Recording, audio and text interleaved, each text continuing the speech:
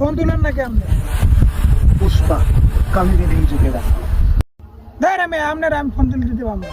এই ভাই আপনার ফোন কখন ধরে পড়ে আছে, আপনি ফোন তুলেন না কিসের জন্য? पुष्पा कभी भी नहीं झुकेगा साला।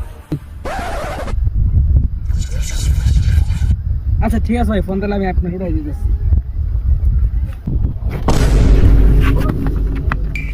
রে और আমার দেখে দুধ দিল কে?